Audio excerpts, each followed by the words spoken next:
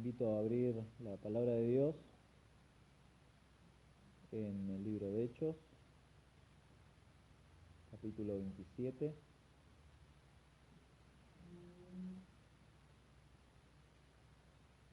Antes de leer, vamos a leer todo el capítulo 27, pero antes de leer el capítulo, pensaba, eh, pensaba esta semana cómo es muy particular, ¿no? Las diferencias entre los pueblos, así como Junín. Incluso me mandaron un video sobre Picunleujú, que es un pueblo muy chiquito de 5.000 habitantes, pero Junín también es, en comparación con otros pueblos, es pequeño. Y bueno, San Martín es un poco más grande, pero también es un pueblo. Pero algo en particular que pasa en los pueblos es que hay un consejo a los niños que en las ciudades grandes sí se da, y es importante que lo hagan, es esa frase de no hables con extraños a los niños, no hables con extraños, no sigas a extraños, obviamente, no des información a extraños. Es algo que se le aconseja a los chicos, más que todo en las ciudades grandes, o por lo menos mis padres lo hacían. Y esta semana vimos una película como ambientándonos para las fiestas, y una película que nunca dejas de ver en las fiestas es Mi Pobre Angelito. Y hay una escena que me llamó mucho la atención, que es cuando Kevin, que es el niño, el protagonista de la película, se queda solo en la casa y siente la necesidad de ir a comprar, y va al supermercado y llega hasta la cajera que le toma los productos, y la cajera le empieza a hacer preguntas, y llega a preguntas como más profundas, más personales, y el niño de 8 años le dice: no, eso no te lo voy a responder porque sos una extraña, y no te voy a responder porque no te conozco. Y me llamó mucho la atención porque eso de alguna manera lo arrastramos de grande, eso de la desconfianza o de no confiar livianamente, abrirnos livianamente a cualquier persona. No depositamos nuestra fe en otra persona así nomás, así porque sí. Confiar justamente viene de la raíz fe, es tener fe en alguien. Y lamentablemente en nuestra condición de pecado también arrastramos a cada área de nuestra vida ese dilema. No confiamos en Dios, no confiamos, naturalmente no confiamos, no creemos seguro, no creemos seguro hacerlo, confiar en Dios. Y nos pasa eso porque no conocemos a Dios y porque nuestro corazón está inclinado a otras cosas. Por eso no confiamos en Dios, porque directamente no le creemos a Dios. Por eso no confiamos en Dios, no creemos a su palabra. Adán y Eva en el Edén, después de que pecaron, ¿qué fue lo primero que hicieron? Se escondieron. ¿Por qué? Porque no confiaban en Dios, porque justamente el pecado había potenciado en ellos la desconfianza, y tuvieron miedo, se escondieron. ¿Por qué? Porque confiaron más en las palabras de la serpiente que en Dios, y se escondieron. ¿Por qué desconfiamos? Bueno, en primera instancia porque no creemos ni conocemos a Dios, en primera instancia. ¿Cómo le conocemos? Bueno, a través de su revelación especial, es decir, por medio de su palabra. Es así como conocemos al Dios de la palabra, es así como lo conocemos. Más aún, lo conocemos por medio de Cristo. ¿Por qué? Porque Cristo mismo dijo en Juan 14:9, le dijo a Felipe: tanto tiempo hace que estoy con vosotros y no me has conocido, Felipe. El que me ha visto a mí, ha visto al Padre. O sea, conocemos a Dios por medio de Cristo, por medio del Evangelio, por medio de conocer la persona de Cristo, y en función de ese conocimiento bíblico es que nuestro corazón es movido a deleitarnos en Dios, movido a amarlo, movido a servirlo de otra forma. Pero también el no conocerlo nos lleva a lo contrario, nos lleva a dar pasos equivocados, a pecar contra Dios y contra los demás, a malgastar nuestro tiempo, nuestras fuerzas. ¿Por qué? Porque no conocemos a Dios y entonces desconfiamos en Dios y confiamos más en nosotros mismos y no nos enfocamos en Dios, sino nos enfocamos en nosotros y terminamos como terminamos. ¿Por qué somos, de qué forma somos movidos entonces a crecer en nuestra fe y a crecer en esta confianza en Dios? Bueno, es conociéndolo por medio de su palabra y sabiendo que Dios, como titulamos hoy el estudio de hoy, que Dios es fiel, que Dios tiene poder, que Dios cumple lo que dice, que Dios es muy diferente a nosotros. Dios es muy diferente a nosotros. El pasaje de hoy justamente vamos a ver de qué manera el poder de Dios, nuestro Dios soberano, guía a Pablo en todo momento en este viaje y cómo la fidelidad de Dios lo sostiene a Pablo en este viaje, en este momento de crisis. ¿Cómo? No hay mérito en Pablo, no es que Pablo era más inteligente o más, no, ha sido Dios guiándolo. Entonces, leemos Hechos 27. Cuando se decidió que habíamos de navegar para Italia, Pablo está yendo hacia Roma, Pablo está yendo porque ha apelado a César y va a ser enjuiciado allá en Roma. Entregaron a Pablo y a algunos otros presos a un centurión llamado Julio, de la compañía Augusta, y embarcándonos en una nave adramitena que iba a tocar los puertos de Asia, zarpamos, estando con nosotros Aristarco Macedonio de Tesalónica. Al otro día llegamos a Sidón y Julio, tratando humanamente a Pablo, le permitió que fuese a los amigos para ser atendido por ellos. Y haciéndonos a la vela desde allí, navegamos a Sotavento de Chipre, porque los vientos eran contrarios. Habiendo atravesado el mar frente a Cilicia y Panfilia, arribamos a Mira, ciudad de Licia, y hallando allí el centurión una nave alejandrina que zarpaba para Italia, nos embarcó en ella. Navegando muchos días despacio y llegando a duras penas frente a Nido, porque nos impedía el viento, navegamos a Sotavento de Creta, frente a Salmón, y costeándola con dificultad, llegamos a un lugar que llaman Buenos Puertos, cerca del cual estaba la ciudad de Lasea. Y habiendo pasado mucho tiempo y siendo ya peligrosa la navegación por haber pasado el ayuno, Pablo les amonestaba, diciéndoles: varones, veo que la navegación va a ser con prejuicio y mucha pérdida, no solo del cargamento y de la nave, sino también de nuestras personas. Pero el centurión daba más crédito al piloto y al patrón de la nave que a lo que Pablo decía. Y siendo incómodo el puerto para invernar, la mayoría acordó zarpar también de allí, por si pudiesen arribar a Fenice, puerto de Creta, que mira al nordeste y sudeste, e invernar allí. Y soplando una brisa del sur, pareciéndoles que ya tenían lo que deseaban, levaron anclas e iban costeando Creta. Pero no mucho después dio contra la nave un viento huracanado llamado Euroclidón, y siendo arrebatada la nave y no pudiendo poner proa al viento, nos abandonamos a él y nos dejamos llevar. Y habiendo corrido a sotavento de una pequeña isla llamada Clauda, con dificultad pudimos recoger el esquife, y una vez subido a bordo, usaron de refuerzos para ceñir la nave, y teniendo temor de dar en la sirte, arriaron las velas y quedaron a la deriva.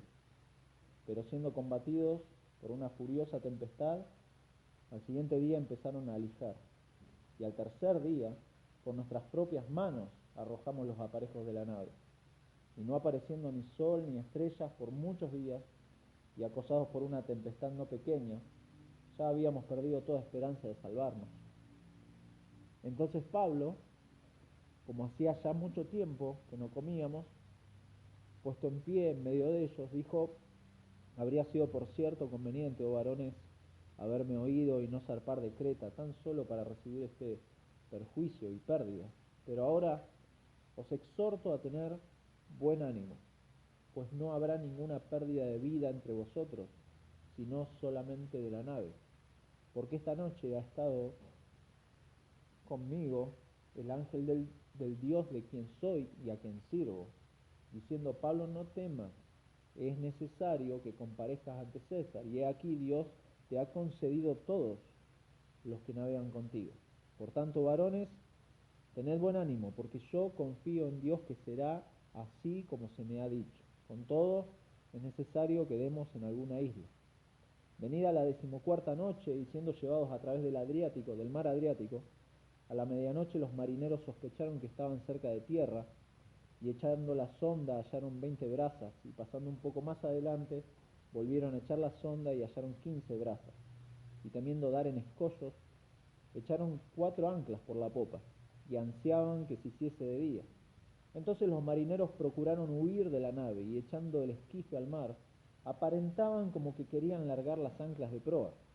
Pero Pablo dijo al centurión y a los soldados: si éstos no permanecen en la nave, vosotros no podéis salvaros. Entonces los soldados cortaron las amarras del esquife y lo dejaron perderse. Cuando comenzó el amanecer, Pablo exhortaba a todos que comiesen, diciendo: este es el 14º día que veláis y permanecéis en ayunas, sin comer nada. Por tanto, os ruego que comáis por vuestra salud, pues ni aun un cabello de la cabeza de ninguno de vosotros perecerá. Y habiendo dicho esto, tomó el pan y dio gracias a Dios en presencia de todos, y partiéndolo comenzó a comer.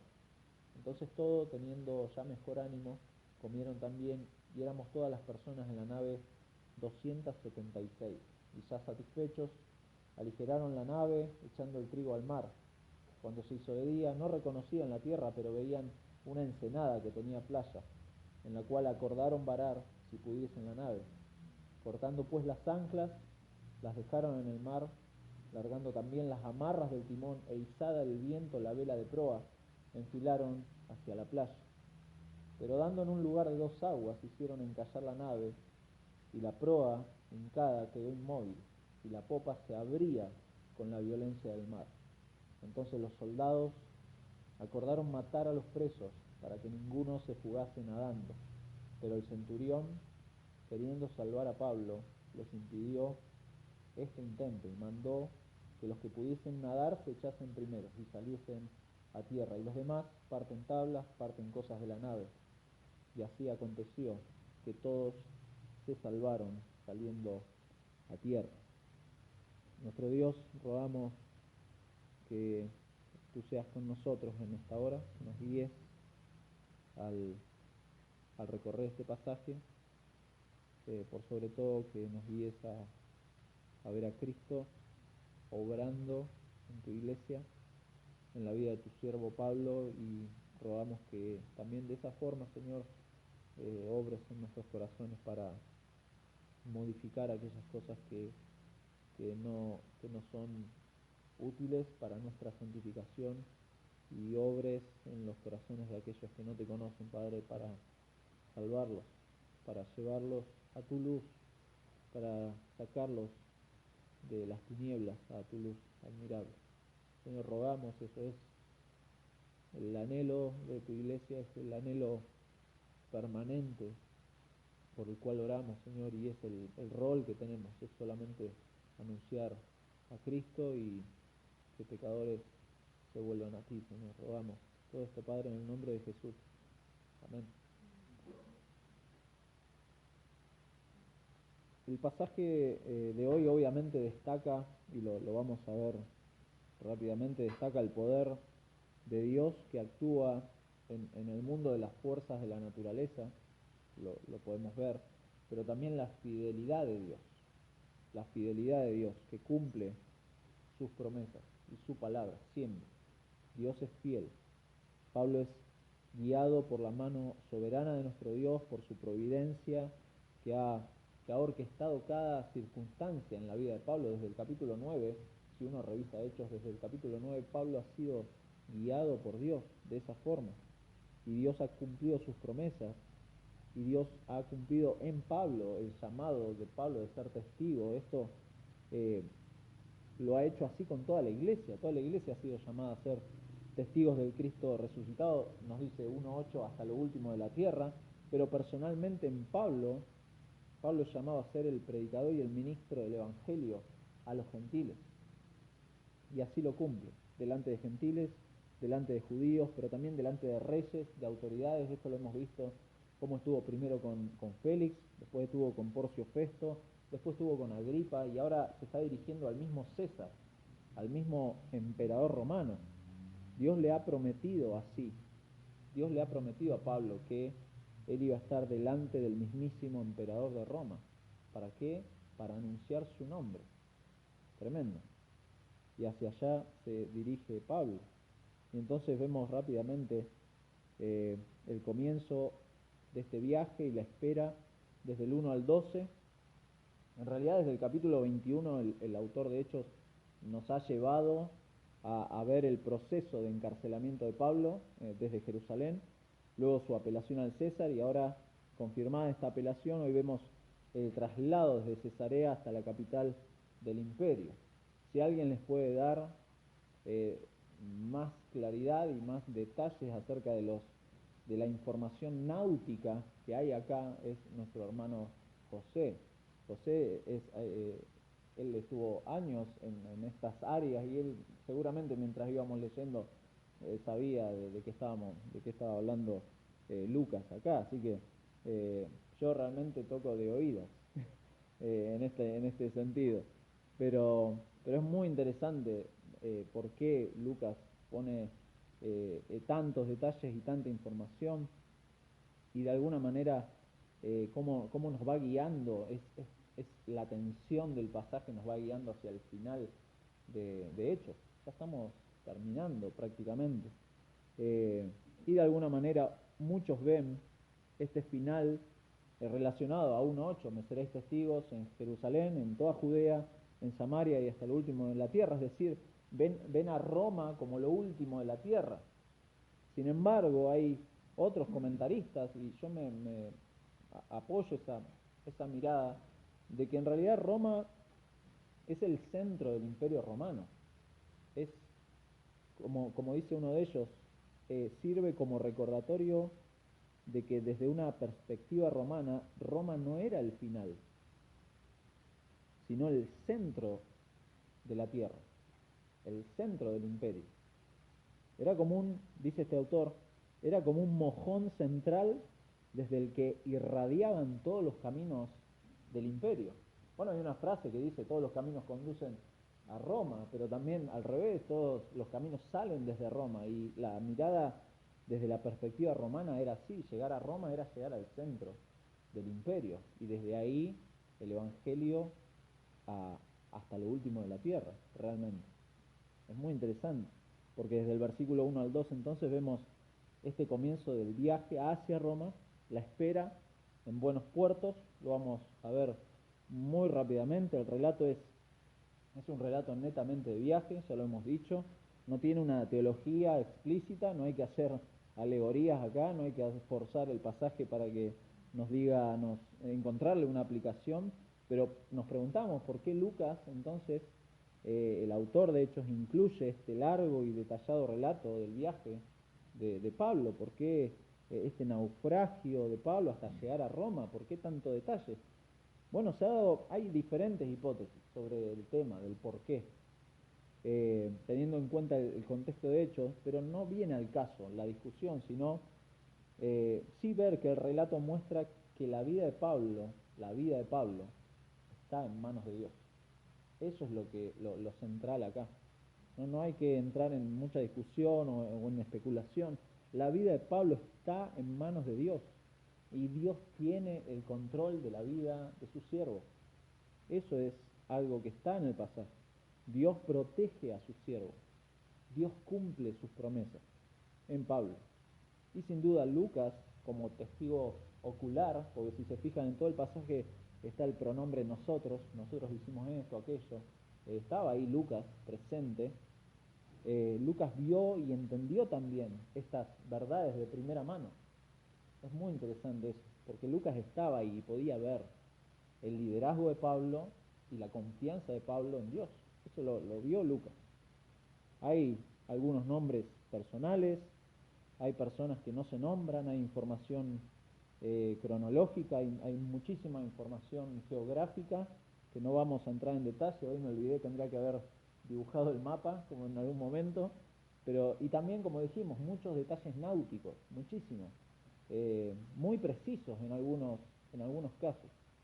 Pero lo que hay que recordar en todo este contexto es que Pablo es llevado por estas embarcaciones, dos embarcaciones, la Adramantina y la Alejandrina, un viaje organizado por este Julio de la Compañía Augusta, encargado de los presos, pero no de la nave. La nave sí tenía su piloto y el dueño del barco. Lo que hacía Julio solamente era resguardar la vida de los presos. Él estaba a cargo de eso.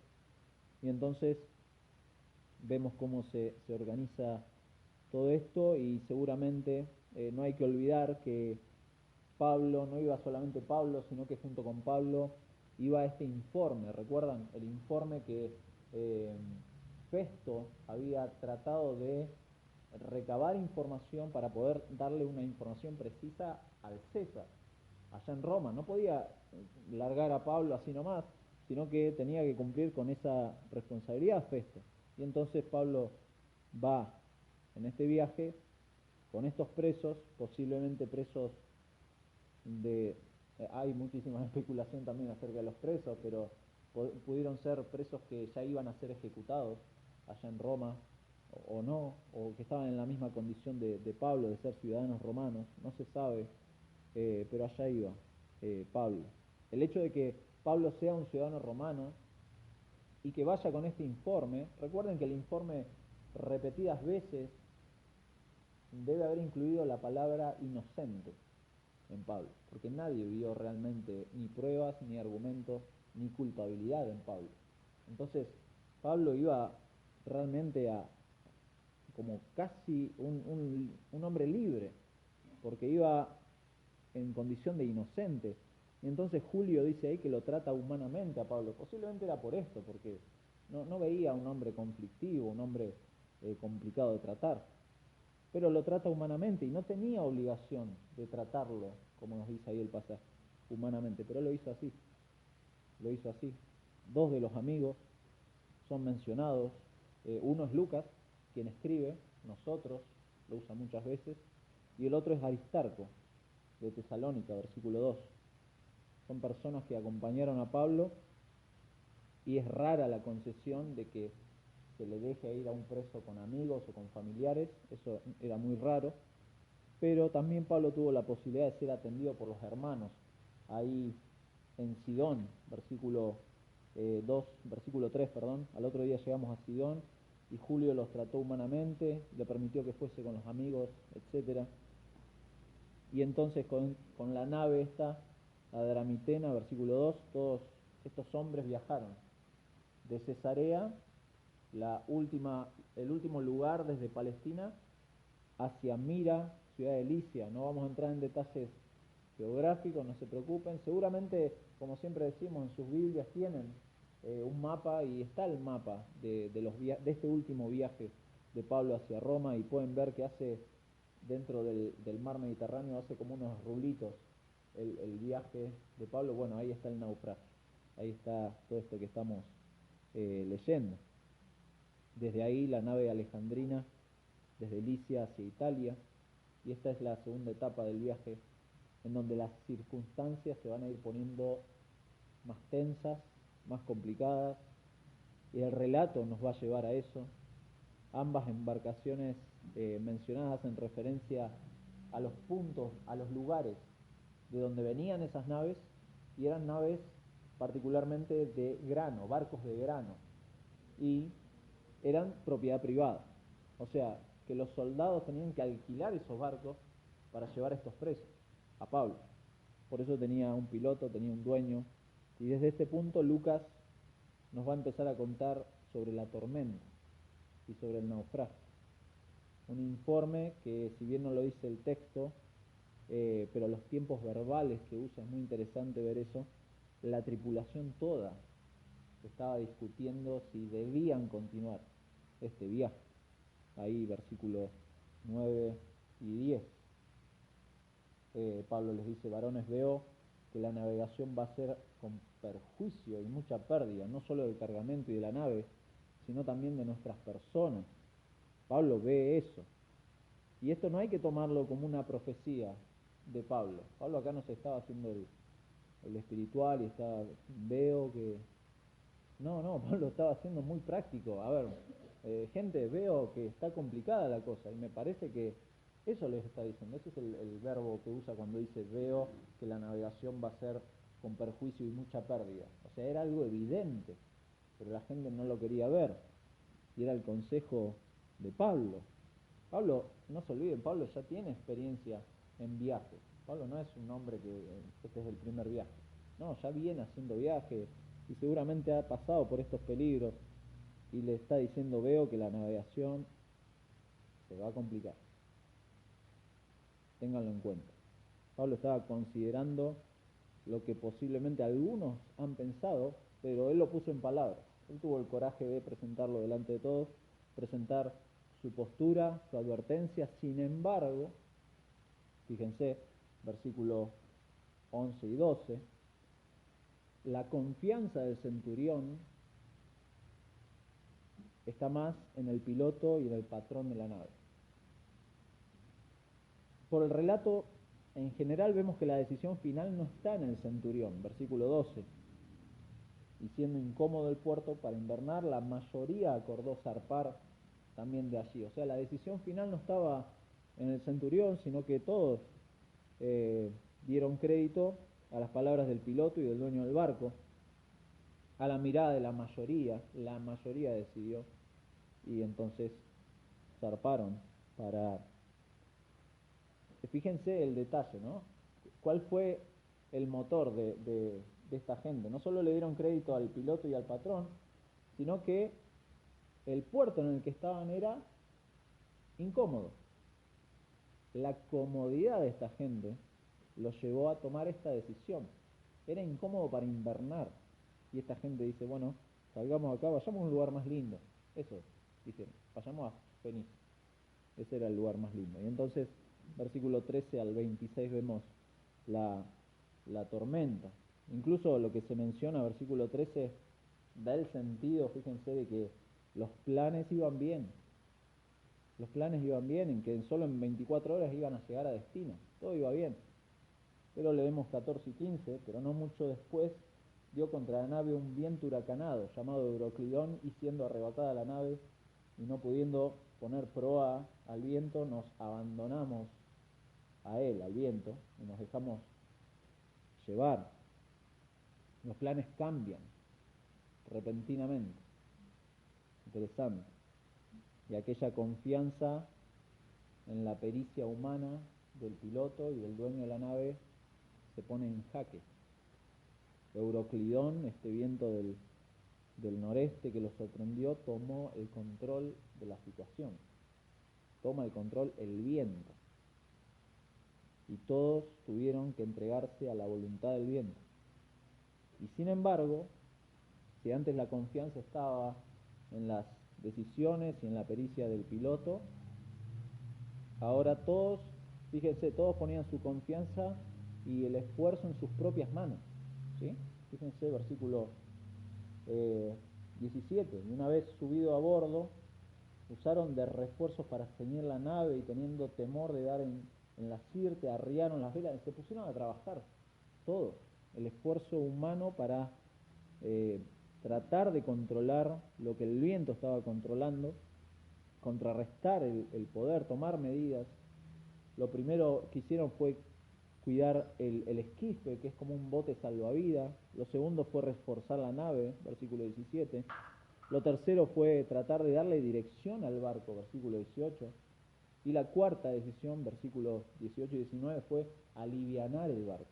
Todos esfuerzos humanos que obviamente tienen un límite. Tienen un límite. La fuerza de la naturaleza y el desconcierto para dónde iban, en dónde estaban. Todo, nos dice versículo 20, todo les hizo perder la esperanza de sobrevivir. Ya habíamos perdido toda esperanza de salvarnos. No habla acá de la salvación en Cristo, ¿eh? Habla de la salvación de no perder la vida. Ellos tenían miedo de eso solamente. No, ni estaban pensando en Dios, obviamente. No querían morir. la ansiedad, el esfuerzo, versículo 20, posiblemente el mareo, pues yo no he estado en una tempestad o en un movimiento del barco, pero me imagino que deben haber estado detonados esta gente. La imposibilidad de cocinar, pues no, me imagino que en un movimiento del barco no pueden cocinar porque tenían hambre, y dice que estaban sin comer por varios días. Y en ese contexto Lucas presenta a Pablo, y es muy interesante, porque no lo presenta como un hombre divino, así una persona que con su oración detiene la tormenta. Eso el Señor Jesús sí lo hizo. Pero Pablo no se presenta así, sino más bien como alguien experimentado en viajes, cuyo consejo debería haberse seguido, como un siervo de Dios que se preocupa por la gente que está a bordo. Fíjense, versículo 21. Pablo está preocupado por la gente. Pablo recibe revelación de Dios. Pablo es capaz de darles esperanza a estas personas. Y uno comienza a leer desde aquí, y es muy interesante porque implícitamente Pablo queda a cargo del barco. ¿Se da cuenta? Entonces Pablo, puesto en pie en medio de ellos, hacía mucho que no comíamos, Lucas se está incluyendo ahí, debe haber tenido hambre, pobre Lucas, dijo: habría sido por cierto conveniente, oh varones, haberme oído y no zarpar de Creta tan solo para recibir este perjuicio y pérdida. Pablo no se queda ahí, ¿sí? No se queda con, se los dije. No, les dice: pero ahora os exhorto a tener buen ánimo, pues no habrá ninguna pérdida de vida entre vosotros, sino solamente de la nave. En primer lugar, Pablo les recuerda que no escucharon su consejo. Eso sí se los recuerda. En el versículo 10, él les había dado el consejo, pero no solamente, como dijimos, los reprende, sino que también los anima. Y mientras que muchos podrían haber dicho: bueno, Pablo, gracias por las palabras de ánimo, y nada más, Pablo les confirma que Dios mismo había intervenido. Versículo 23, porque esta noche ha estado conmigo el ángel de Dios, de quien soy y a quien sirvo. Diciendo Pablo: no temas, es necesario que comparezcas ante César, y aquí Dios te ha concedido todos los que navegan contigo. Todos. Pablo les confirma la intervención de Dios. El versículo 23 da la razón para tener buen ánimo. El hecho de que haya estado el ángel con él y le haya dado las palabras de Dios es buen ánimo para Pablo, es buen ánimo para los hermanos, y es buen ánimo incluso para los incrédulos. Para los incrédulos. A veces los incrédulos no saben apreciar, tampoco pueden apreciar, acerca de cómo la misericordia de Dios sobre ellos está al poner sus hijos, los hijos de Dios, en medio de ellos. Muchas veces eso no es valorado por el incrédulo. Pero ahí están. ¿Por qué? Bueno, Pablo lo explica, versículo 24. Pablo: no temas, es necesario que comparezcas ante César. Y aquí Dios le ha concedido a Pablo, al creyente, al Hijo de Dios, al apóstol Pablo, le ha concedido esta gente. Dios le ha prometido a Pablo desde el 23:11 y le ha dado ánimo para que sepa de que tiene la certeza de que su vida está en manos de Dios y de que el testimonio de Cristo va a ser dado en Roma también. Eso Pablo lo debe tener presente y lo tiene que tener en claro. Y entonces eso es lo primero. Es necesario que comparezcas ante César. Eso le dice lo primero y principal. Y por esa causa, Dios te ha concedido todos los que navegan contigo. ¿Se entiende? Entonces, lo principal es que el mensaje del Evangelio llegue a Roma. Y por esa causa, por esa gracia de Dios, por esa misericordia, Dios le ha concedido la vida de todos los tripulantes. El incrédulo no lo puede ver. Y Pablo cierra de nuevo, versículo 25, por tanto, oh varones, tened buen ánimo. ¿Por qué? Porque soy re inteligente, porque yo puedo manejar la situación, No, no, porque yo confío en Dios, que será así como se me ha dicho. Dios es fiel, eso está diciendo Pablo. Dios es fiel y va a cumplir lo que ha dicho, y yo creo eso, yo creo eso.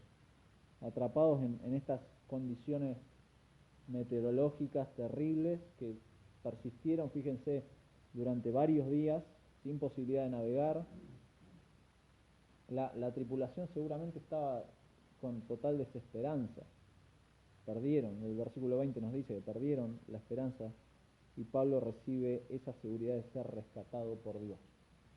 Dios lo va a rescatar. Dios al que sirve y del que es propiedad, dice, Dios de quien soy y a quien sirvo. Yo soy de Dios y Dios me va a cuidar. Certeza de un cristiano, al que sirve y del que es propiedad. Y la voluntad de Dios, ¿cuál era? Que Pablo llegara a Roma. Esa era la voluntad de Dios. Esa era la voluntad de Dios. ¿Acaso una tormenta iba a frustrar la voluntad de Dios? Imposible, imposible. ¿Acaso se le quemaron los papeles a Dios? No. ¿Dios no es digno de confianza? No. Yo confío, dice Pablo, en Dios, que será así. Pablo conocía a Dios. Pablo conocía a Dios y conocía sus promesas y conocía el cumplimiento de las Escrituras en Cristo, entendía su llamado al ministerio y entonces podía confiar en Dios. Pablo puede confiar en Dios. En varias ocasiones Dios se le ha presentado para exhortarlos y por eso puede confiar, animado, exhortado, guiado por Dios. Eso es la fidelidad de Dios, mi hermano. Eso es la fidelidad de Dios. Dios cumple lo que dice. Así como cumple para condenación, también cumple las bendiciones que en Cristo sus hijos tienen. La protección de la tripulación por la gracia de Dios por medio de su siervo de Pablo es de beneficio para las personas, no para las cosas materiales. Por eso Pablo termina el discurso, versículo 26, con todo es necesario que demos en alguna isla. Esa palabra, ese verbo demos en algún lugar, habla de quedar a la deriva. Habla de que posiblemente la nave encallara y se perdiera la embarcación. Pero la tripulación, las personas, estaban a salvo. Y entonces vemos el naufragio, versículo 27 al 44. Desde el 27 al 30 es interesante porque vemos la acción de los marineros. Fíjense, mírenlo, no me miren tanto a mí, miren al texto. Los marineros actúan en dos ocasiones. En primer lugar, empiezan también a usar técnicas de navegación desde el 27 hasta el 29 para tratar de solucionar las cosas. Muestran sus intenciones de querer solucionar, pero inmediatamente, versículo 30, vemos que en realidad esta gente, estos marineros, tienen desprecio por la tripulación.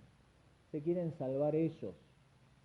Aparentaban seguir ayudando, pero se estaban yendo con el esquife, con el bote salvavidas. Tremendo lo que estaban haciendo. No les importaba nada ni nadie. Así se manejaban. No les importaba nada. No es de extrañar incluso que despreciaran lo que Pablo había dicho, de que sus vidas no iban a correr peligro. Prefirieron sus perspectivas inciertas a la certeza de lo que Dios había dicho por medio de Pablo. Prefirieron eso. Esta es la segunda vez que los oyentes escuchan a Pablo y rechazan a Pablo. La segunda vez, la primera vez fue el consejo de que no zarpemos de acá porque es perjuicio,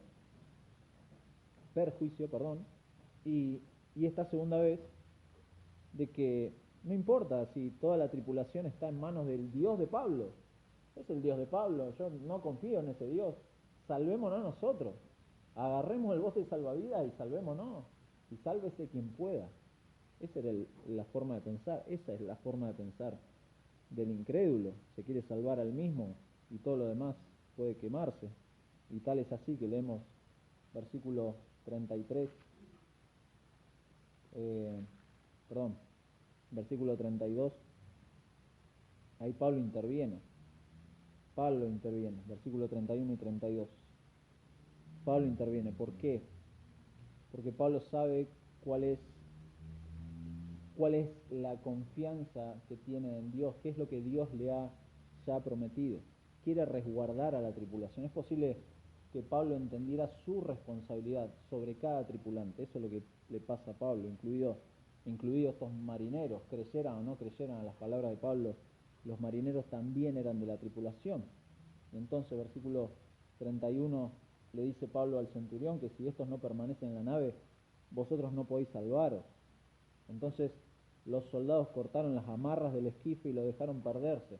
Esto fue una acción de los soldados, cortar el bote salvavidas y que se perdiera. No es que Pablo les pidió, bueno, hagan esto. Ellos tomaron esa decisión. Posiblemente este bote salvavidas podría haber servido de ayuda para llegar a tierra, pero bueno, se manejaron también solo los soldados. Y entonces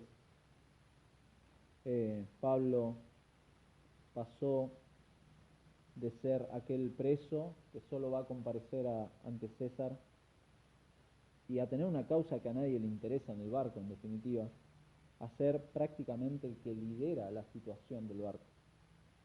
Pablo lidera la situación, no por sus méritos, no porque fuera más inteligente Pablo, sino porque simplemente Dios los estaba guiando, Dios y su gracia los estaba guiando en esta situación. Versículo 33 y 34, cuando comenzó a amanecer, Pablo exhortaba a todos a que comiesen. Los animaba a que comiesen, porque obviamente, versículo 34, ruego que comáis por vuestra salud. Pablo veía y estaba preocupado por la salud de esta gente. Ninguno va a perder la vida. El comportamiento de Pablo no es el de un gurú o un monje tranquilo que les dice, gente, coman, porque no van a perder. No, Pablo es alguien que confía en Dios, confía en lo que Dios le ha dicho. Y entonces esa confianza no surge del temperamento de Pablo. No es que Pablo tenía un temperamento o una personalidad o el carácter de Pablo era así. No, era la confianza en Dios. Eso parte de Dios, esa confianza. Pablo le va a escribir a los Corintios, 2 Corintios capítulo 1, versículo 3, bendito sea el Dios y Padre de nuestro Señor Jesucristo, Padre de misericordias y Dios de toda consolación, el cual nos consuela en todas nuestras tribulaciones, para que podamos también nosotros consolar a los que están en cualquier tribulación, por medio de la consolación con que nosotros somos consolados por Dios. Porque de la manera que abundan en nosotros las aflicciones de Cristo, así abundan también por el mismo Cristo nuestra consolación. O sea, uno puede consolar a otros porque sabe que Dios lo ha consolado en esa situación a él.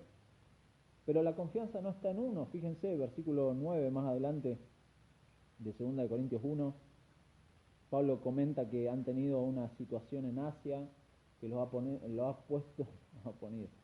puesto en peligro, sus vidas en peligro, y le dice, pero tuvimos en nosotros mismos sentencia de muerte. ¿Para qué?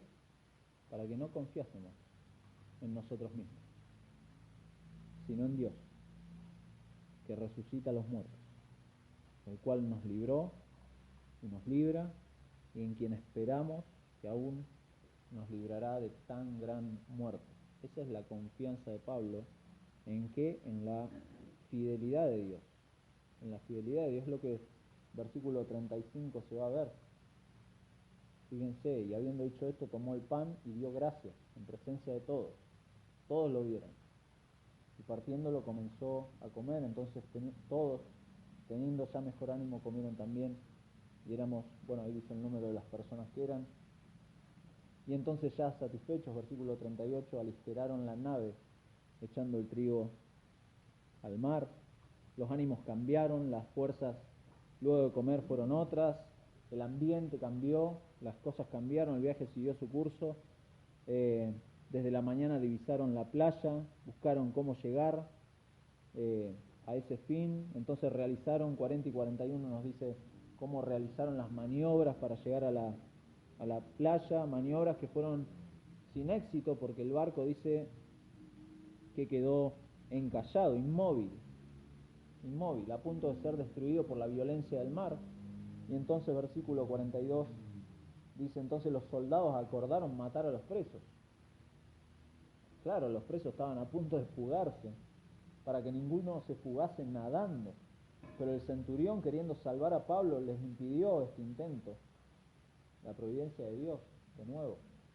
Y mandó que los que pudiesen nadar se echasen los primeros y saliesen a tierra, y los demás parten tablas, parten cosas de la nave. Y así aconteció que todos se salvaron. Pablo ya ha dicho en el versículo 25, la segunda parte, yo confío en Dios que será así como se me ha dicho. ¿Qué le había dicho Dios?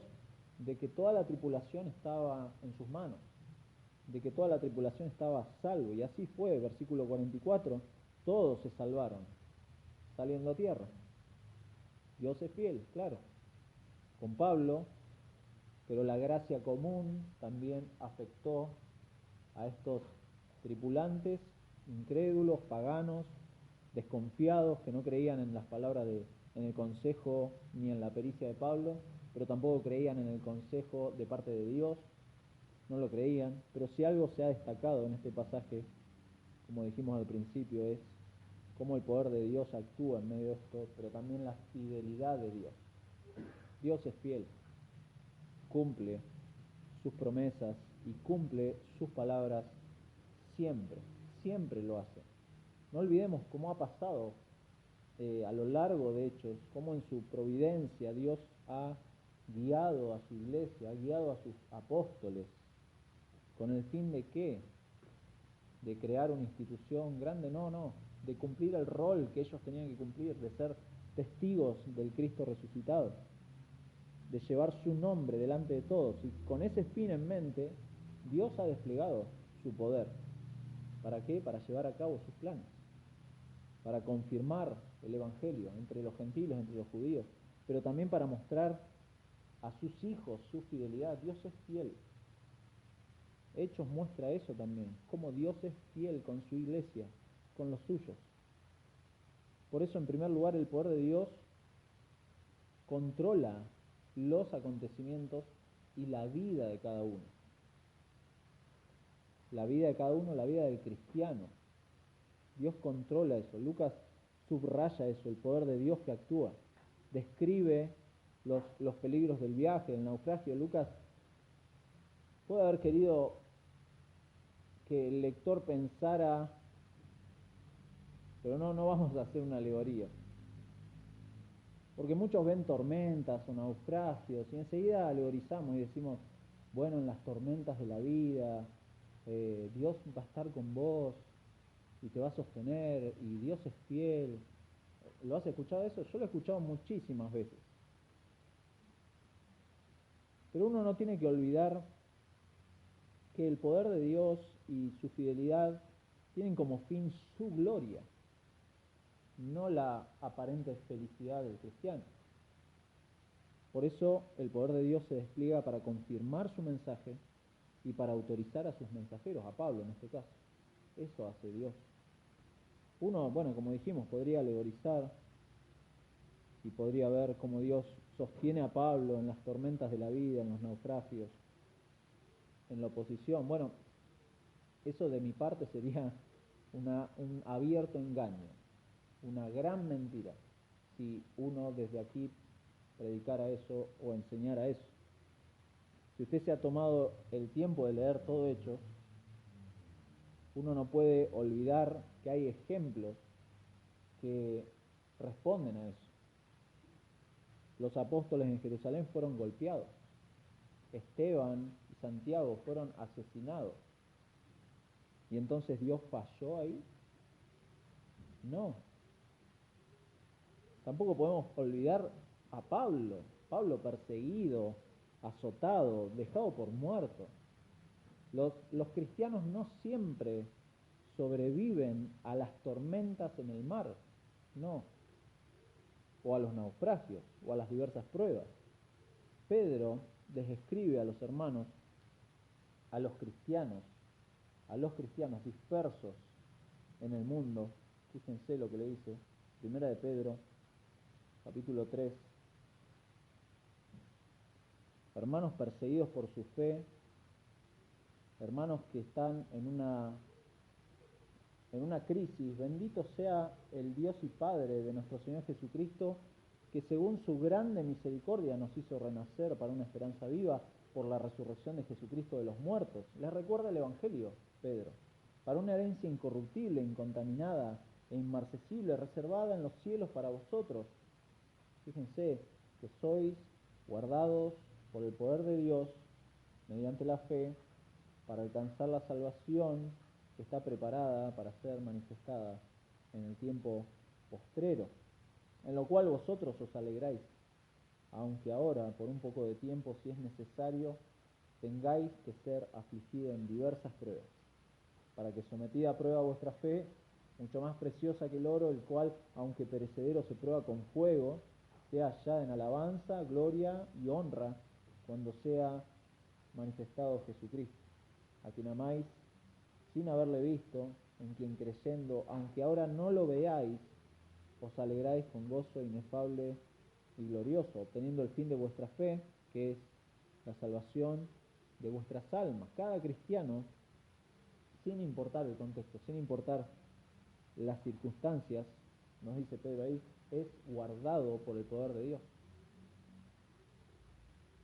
Guardado por el poder de Dios, pero el cristiano puede estar seguro de que el control de Dios sobre su vida y sobre la historia, visto acá en la supervivencia de Pablo, acá lo vemos como Pablo es rescatado por Dios, es una realidad que Pablo puede contar en su vida, sabiendo que Dios va a cumplir sus propósitos, pero en el cristiano también uno puede contar cómo Dios puede obrar de esa forma, cómo puede perseverar uno en el sufrimiento, cómo Dios puede darnos provisión o valor para enfrentar la muerte, pero no necesariamente lo va a hacer tal cual le pasó a Pablo. Eso es una falacia, sacar esa conclusión desde este pasaje.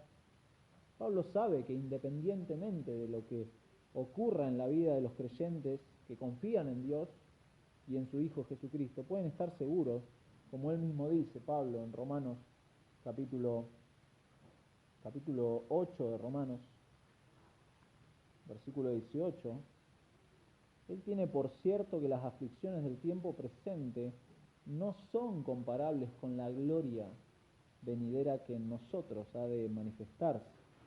Más adelante, versículo 28, sabemos que a los que aman a Dios, todas las cosas ayudan a bien, esto es, a los que conforme a su propósito son llamados. Porque a los que antes conoció también los predestinó para que fuesen hechos conforme a la imagen de su Hijo, para que Él sea el primogénito entre muchos hermanos. Y así a los que predestinó, a estos también llamó, y a los que llamó, a estos también justificó, y a los que justificó, a estos también glorificó. ¿Qué pues diremos a esto? Si Dios es por nosotros, ¿quién contra nosotros? Esta era la certeza de Pablo, el que no escatimó ni a su propio Hijo, sino que lo entregó por todos nosotros. ¿Cómo no nos dará también con Él todas las cosas? ¿Cómo? ¿Quién acusará a los escogidos de Dios? Dios es el que justifica. ¿Quién es el que condenará? Cristo es el que murió. Más aún, el que también resucitó, el que además está a la diestra de Dios, el que también intercede por nosotros. Y entonces Pablo concluye, ¿quién nos separará del amor de Cristo? ¿Quién?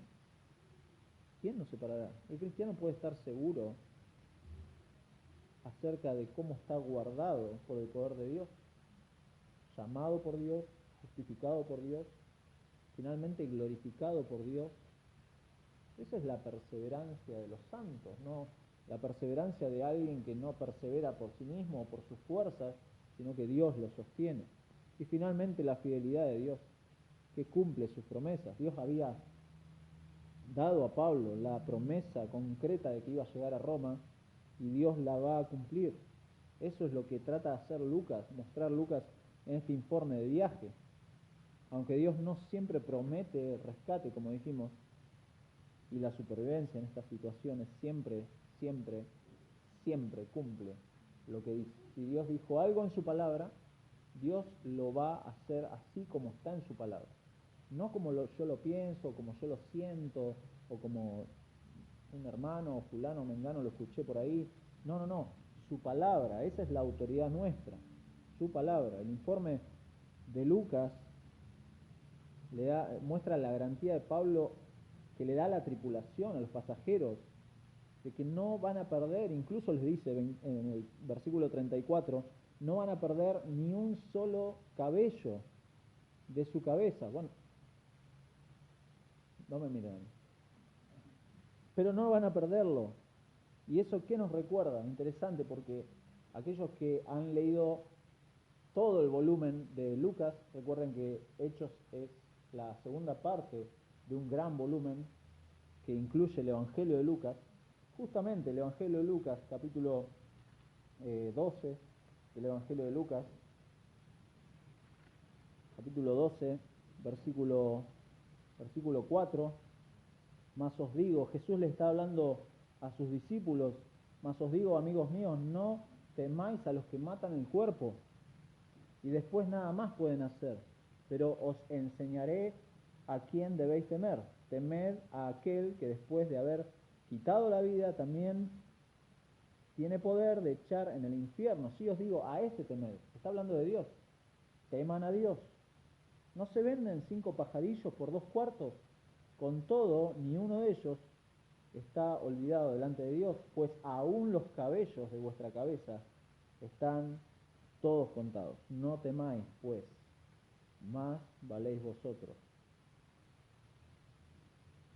Más valéis vosotros que muchos pajarillos.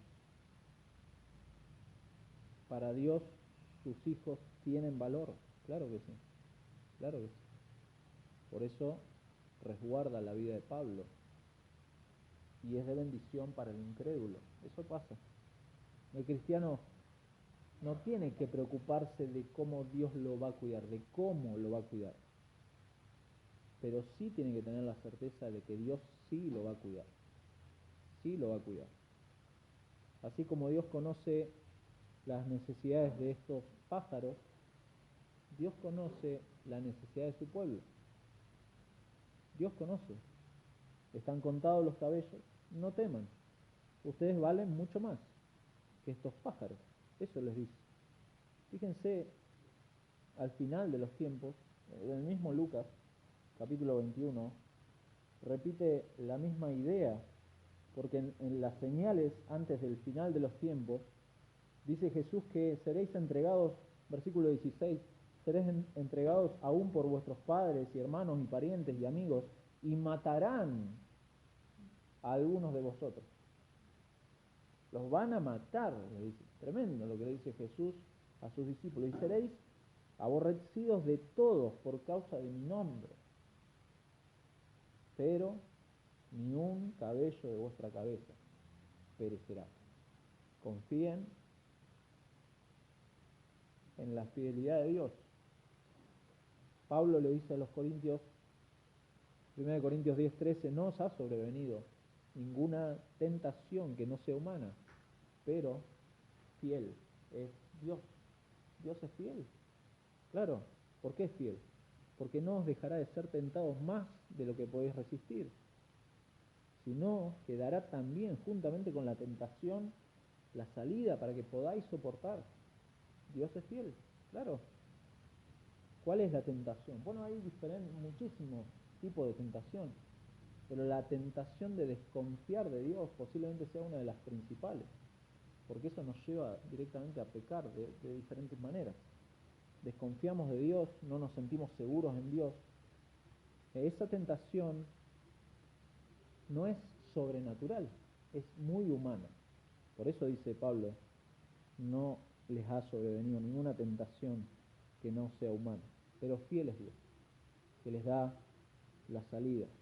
Confiar en su poder y en su fidelidad no es una cuestión de sentimentalismo, de emocionalismo, sino que es algo proporcionado por Dios mismo a través de los medios de gracia que tenemos a nuestro alcance. Por eso justamente son, por gracia de Dios, medios como su palabra, como la oración, como la comunión con los hermanos, son medios que nos ayudan sin duda, son de ánimo, son de exhortación, pero sobre todo son medios para conocer el carácter de Dios y confiar en Dios, y confiar en Dios. Por eso como cristiano uno no puede descuidar esos medios, no puede descuidarlos, no puede poner excusa, no puede decir, no tengo, sí, claro que tenemos tiempo, nos sobra el tiempo, tenemos tiempo. No tenemos prioridades posiblemente, pero tiempo sí tenemos. Por eso uno no puede descuidar eso. De niños nos enseñaban eso, no se junten con extraños, no hablen con extraños. Y muchas veces actuamos de la misma manera con Dios. Parece un extraño. Y por eso no le hablamos, por eso no le escuchamos en su palabra, y por eso no confiamos. Pablo confiaba en Dios porque sí aprovechaba los medios de gracia que nosotros tenemos a nuestro alcance. Pablo no tenía el canon completo, nosotros sí tenemos su palabra. Léala, mi hermano, léala. No, es que no tengo tiempo, mentira, sí tenemos tiempo, tenemos un montón de tiempo. No, es que no entiendo, tienen la iglesia, sus hermanos, medios de gracia para entender su palabra. Busque a un hermano que pueda explicarle su palabra. Ore. No tenemos tiempo, de vuelta. Tenemos tiempo para aprovechemos esos medios de gracia y que el Dios de toda consolación nos consuele en esa tentación, nos dé la salida y podamos crecer en el conocimiento de Él y sepamos cada día que Dios tiene poder y que Dios es fiel, es veraz. Oramos. Señor, gracias por tu palabra, pero gracias por quién eres. Señor, gracias por Jesucristo, porque en Él podemos ver la confianza que Él tenía en tu poder y en tu fidelidad. Padre, tú habías prometido desde la eternidad que Él iba a ser el sacrificio perfecto. Y así, en esa confianza, nuestro Señor Jesucristo fue a la cruz a morir por pecadores como nosotros, Señor. Y gracias porque también tenemos la certeza de que en esa cruz está el pago completo de nuestros pecados. Señor, gracias porque tu salvación es perfecta y es efectiva en aquellos que creen. Señor, por eso descansamos en tu salvación, que es solamente tuya para salvar pecadores. Señor, gracias porque sabemos que tú tienes el poder para modificar los corazones de aquellos que no creen, pero también los nuestros, que sí creemos, pero todavía hay resabios de pecado y hay lucha y hay tentaciones. Señor, gracias porque tu palabra nos dice de que tú eres fiel y de que tú nos das la salida en esos momentos. Señor, gracias porque tu palabra es verdad y esa verdad habla de tu fidelidad también.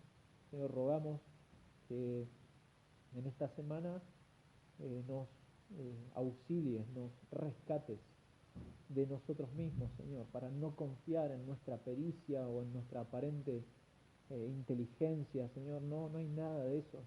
Dependemos de tu poder y de tu fidelidad, Señor, porque esa fidelidad es la que no solamente nos ha llamado, no solamente nos ha justificado en Cristo, sino que también es la fidelidad que nos va a llevar a la gloria, Señor. Gracias, porque hasta ese momento, como dice tu palabra, ni un solo de nuestros cabellos se va a perder, Señor, en el sentido de que ninguno de nosotros va a perecer, ninguno de nosotros de aquellos que hemos creído va a perderse. No hay posibilidades de eso.